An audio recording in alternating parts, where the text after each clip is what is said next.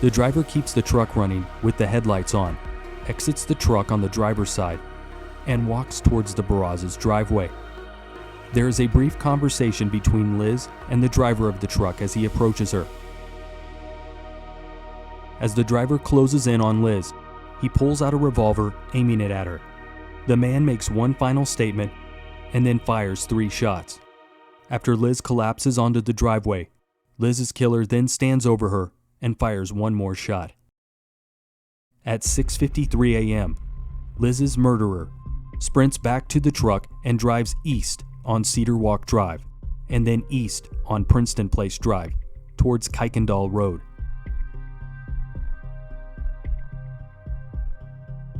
At approximately 6:54 a.m., after hearing 4 gunshots and observing the Nissan Frontier drive away, the neighbor across the street from the Barrazas dials 911.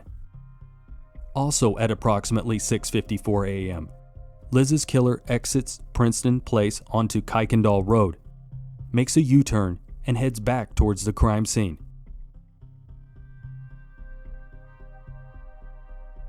At 6:55 a.m., Liz's killer drives by the Barraza's house again, heading west on Cedar Walk Drive.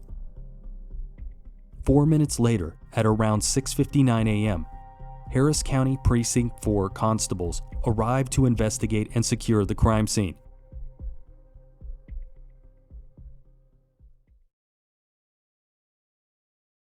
So where did Liz's killer go after driving back by the crime scene and proceeding west on Cedar Walk Drive?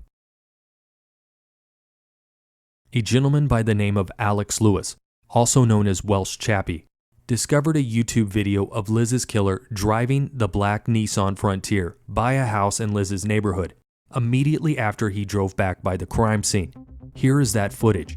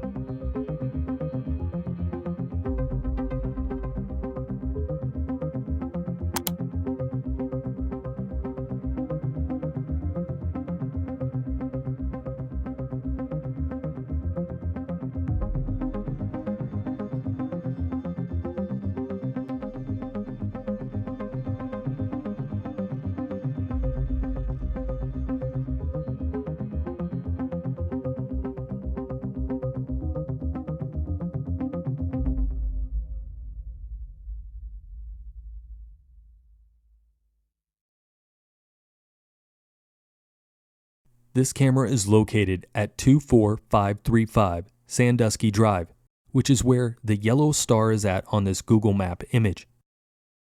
It's at this intersection of Sandusky Drive and Brogan Court where this footage was captured.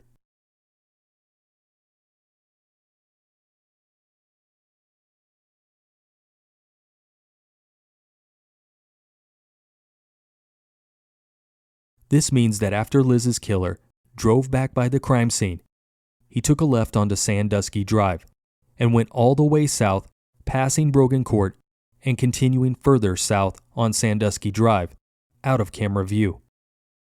It would have taken Liz's killer approximately 2 to 3 minutes to travel to this location after driving by the Barraza's home again at 6:55 a.m. This means it was around 6:57 to 6:58 a.m. when this footage was captured. Liz's killer continued driving south on Sandusky Drive, out of camera view. If you continue going south on Sandusky Drive after passing Brogan Court, you come to a dead end in a cul-de-sac.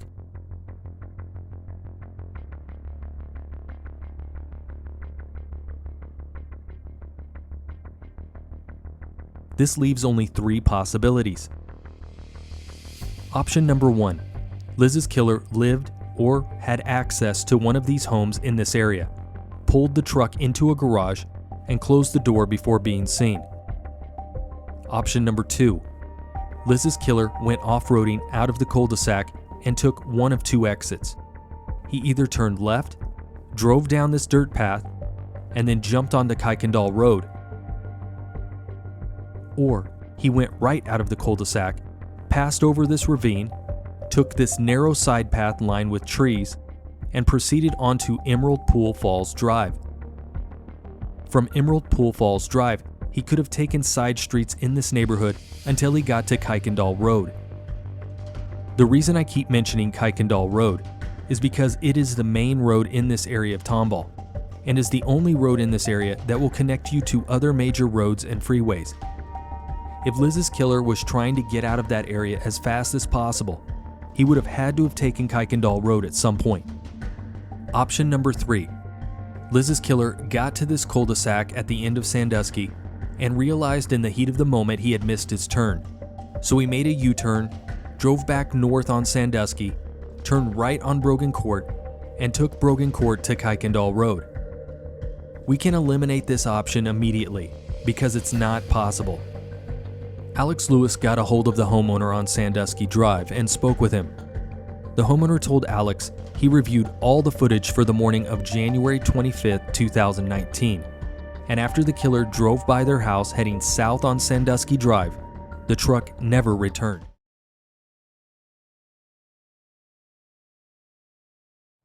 They exited the neighborhood, and according to everything we've heard, the truck was lost in an area where there was no commercial camera feeds at all, and that's the last we've seen of it.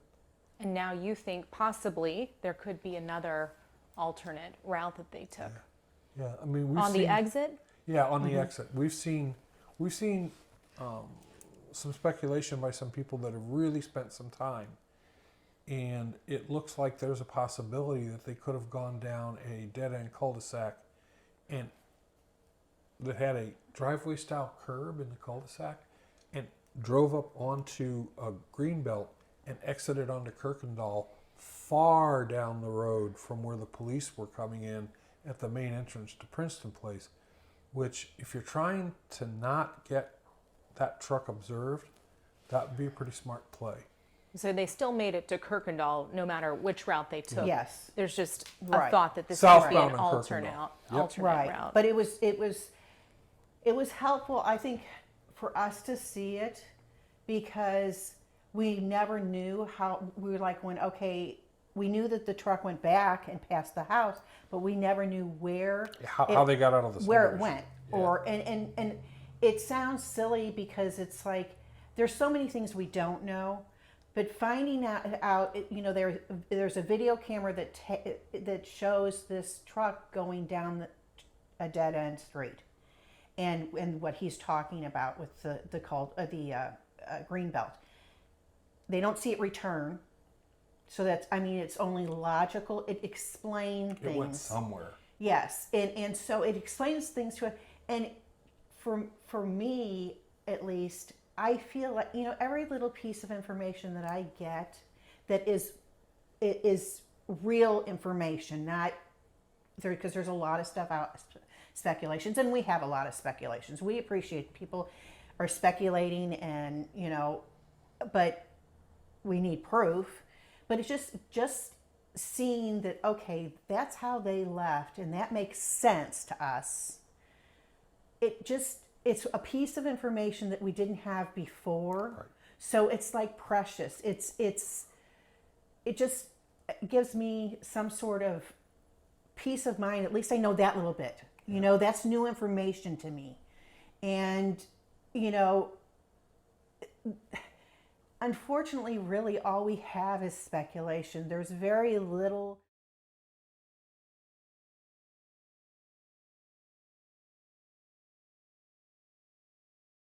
We want to give those people something to really talk about, and so that's why we've done it, and we've learned some things from it. The speculation about an alternate route out of the neighborhood, it fits. It makes sense. It kind of was helpful to us. We actually drove it, and then I got out and walked the supposed path. I wanted to make sure that there wasn't a big ditch that would have prevented it. And I'll be honest, when I walked it, I looked in all of the trees that are growing there and everything, because I thought to myself, What if I was to come on a piece of physical evidence that was discarded the day of the murder, even though this was 3.5 years later? It could just be sitting there. And there are some trees that have grown up in the area, and this area is used by, like, you see the ATV tracks and things like that. I actually walked it and looked so carefully. I took my time.